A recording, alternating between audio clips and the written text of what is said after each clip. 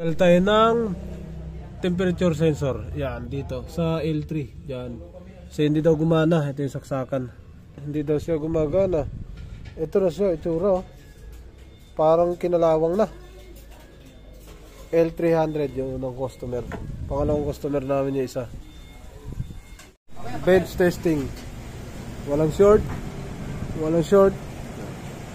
Tumaas ng tumaas, oh. 25 na siya.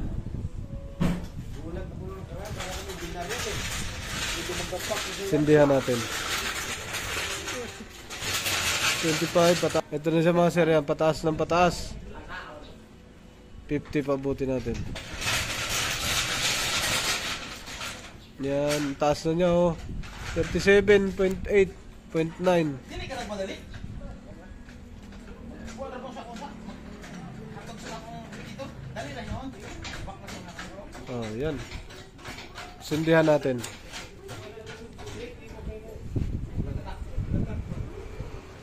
Ano? Sure ball? Kung sure ball, sabihin mo kayo. 38, 59, 60. Yan. Pasigarilyohin natin. Ano siya, oh. Bumaba ng bumaba. Oh, wala. Ayan, bumaba na, oh. Oh, nawala. Ayan, bumaba na, oh.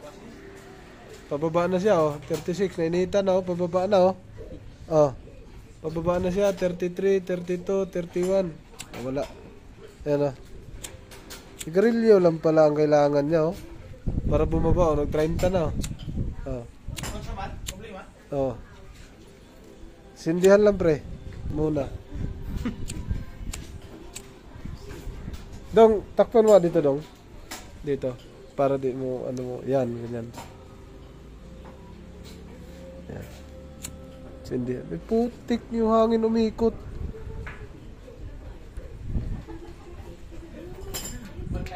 Yan mo na, Dong. Mamaya na, Dong. Natanggal, Dong. Yan, nulit natin kasi natanggal. Testing uli. Yan, ang reading nyo. 41. 42, 41. Pataas yan, tataas pag malamig. 42.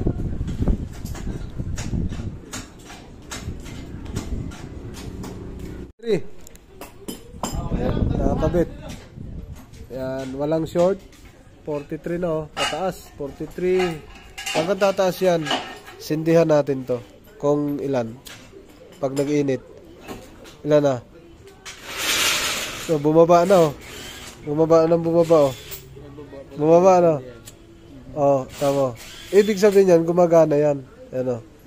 36. Ayun, pababa na siya. Cool down, yun. Okay to. Good. So, ayos yan, pre. Lumamig yan. Mainit pa, oh. Mainit nga. Ayan, tayo natin lumamig. Tataas na yan. Good to.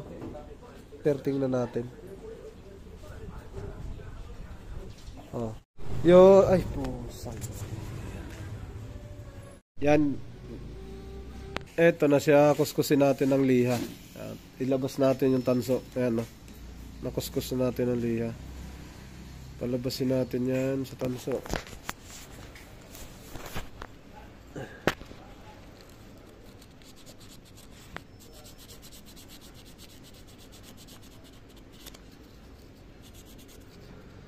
Baka nag-stock up yung ngayon hindi gumana.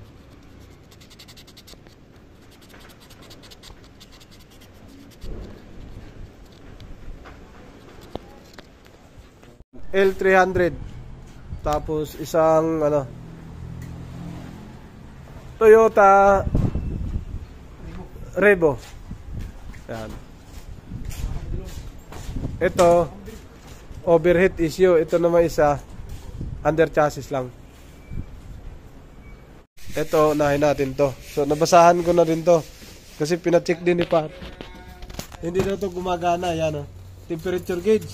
Tinanggal na natin yung kanina yung sa water temperature. Pero ayos naman. Ngayon, nagkwento kasi ang driver. Ang laman daw ng radiator napupunta sa reserve. Baka naubos na yung ano kasi pagtusok doon sa sensor sa ilalim. Parang hindi na siya umaabot doon sa ano.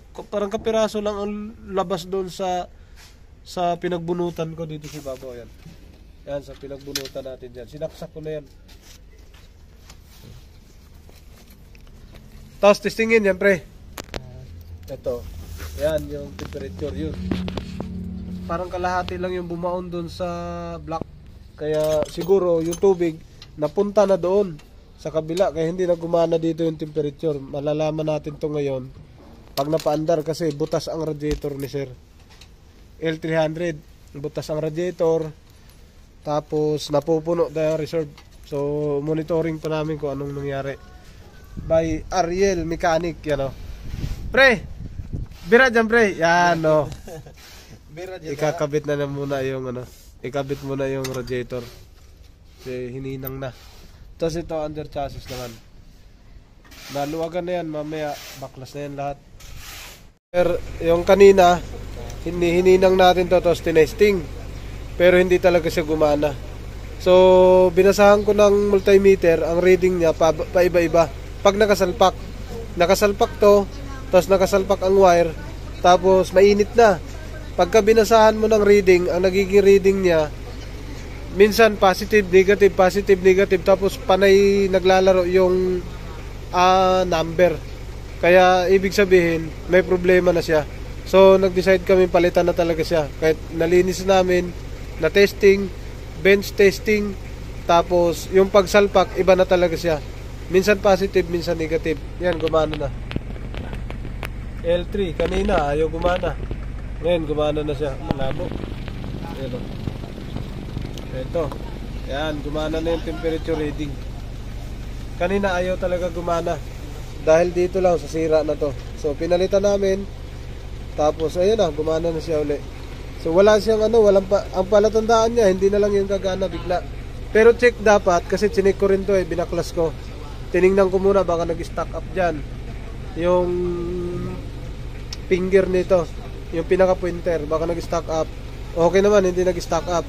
So ibig sabihin, pagka ginalaw niyo siya, dapat malambot. Hindi siya, pagka ginalaw mo hindi siya lumalaban. Dapat malambot siya pag ginalaw. So pagka ginanyan mo, malambot yung finger na yan, yung kanyang pinaka-pointer. Pero pag stack up kasi no sira, pag iganon mo, minsan matigas, malambot, matigas, malambot. Ayan, yun ang problema. Matigas, malambot, matigas, malambot. Dito sira. Pwede rin kasing wirings. Tapos pwede rin yung mga sakit niyan, pero intact kasi to, walang nagiging problema na ako nakita. Kaya nag-decide akong pagka-testing nito at pagkakabit at hindi pa rin gumana kasi madumi to dito kanina. Sabi ko, kailangan na natin palitan. So pinalitan namin, ayun, thanks God, gumana na siya. So dito lang yan sa Automatic Works sa General Trias, Cavite, sa Navarro. Pwede kayong pwede kayong magpunta, pwede kayong mag-drop by, mag-walk in, pwede kayong magpa-schedule. Tawag lang kayo mga sir. Alright, maraming salamat.